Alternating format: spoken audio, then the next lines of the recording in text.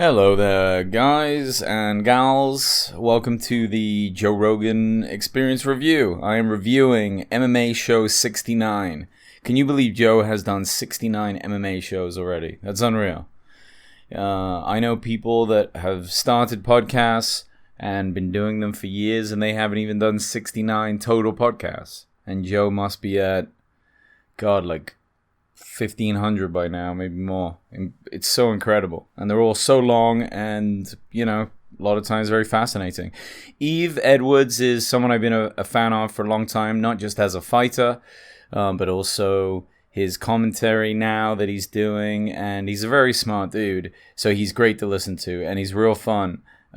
He has started a new podcast, he said, which I can't wait to check out because he's very good on Rogan. I think he's excellent on Rogan. But anyway, let's get started.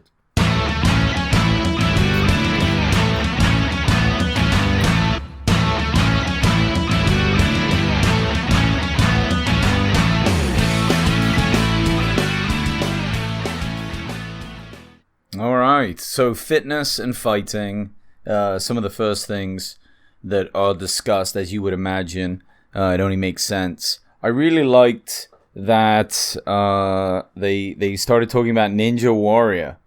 And the reason I say I really liked it is because Ninja Warrior is a fascinating show, and it takes unbelievable amounts of skill. I've had friends that have tried out for it, and they've been in very, very good shape, and they didn't get very far at all. And they have gyms now popping up where people can train for that stuff. Like, purely designed to like work on the types of equipment that they have on the show Ninja Warrior. I think every year too they bring out some new stuff, and people can't really prepare for it, so it's a little bit of a it's you never know what you're gonna get. It seems very difficult though. I think the guys that are probably best at that are like the rock climb style bodies. Really good body to weight ratio, strong but probably not very heavy.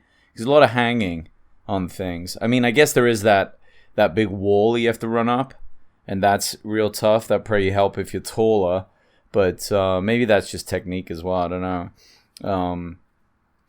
And men and women's bodies are different. So when women compete in that, upper body strength is a little tougher for them. So it was something even Yves Edwards was saying, is like there's certain techniques that for like standing against the wall and bending over and picking things up, like women can do it and men can't because of the way their hips and kind of body is set up. It's a little bit different.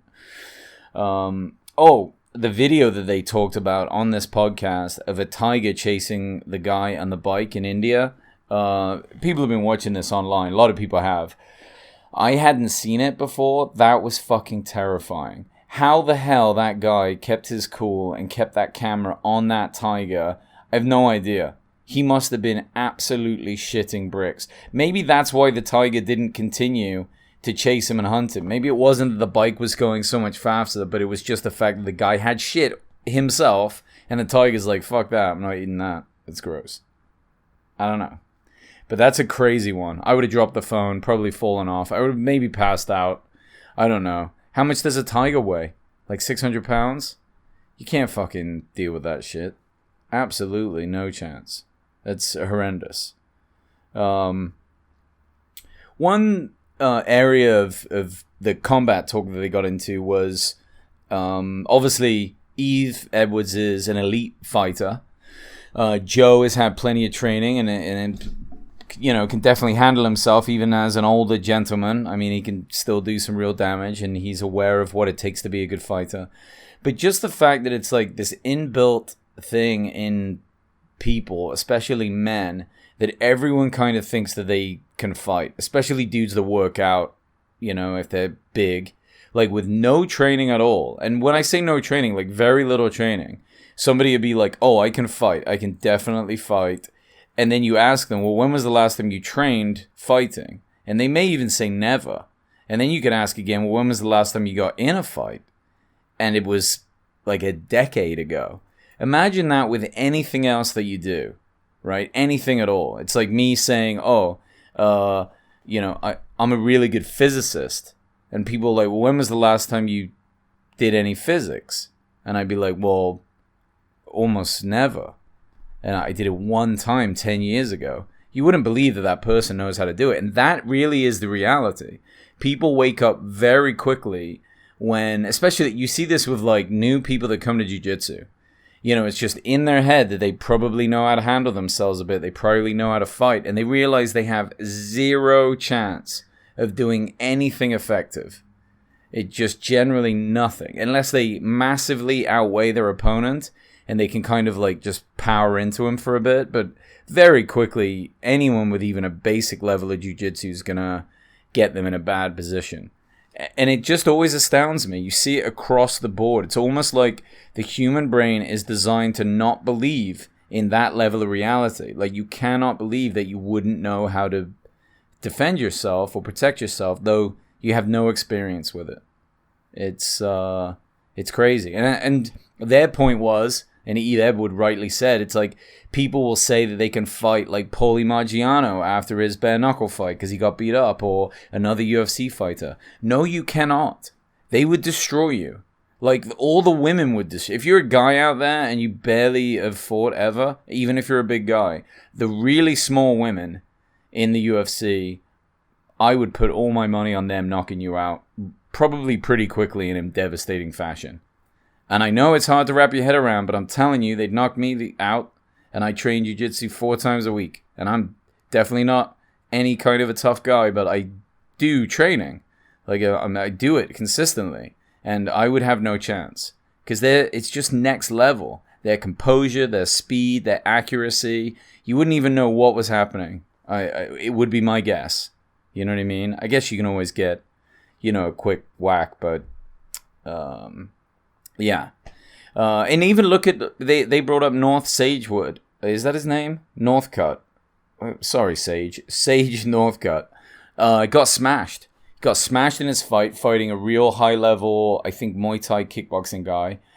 Just way out of his league. He didn't have a chance. It broke his orbital bone in multiple places, broke bones on his face. One punch. Unbelievable. Completely flatlined him. And he's an elite fighter, elite MMA fighter, and the difference between the two was night and day. So to think that someone that can't fight can just step in there is madness, And then of course Cyborg, they brought up how Cyborg dented that guy's skull.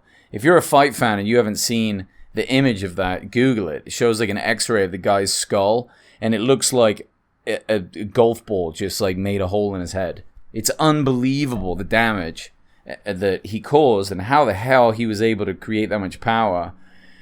Unbelievable. I mean, those head injuries, it's a life full of danger, and that's CTE across the board.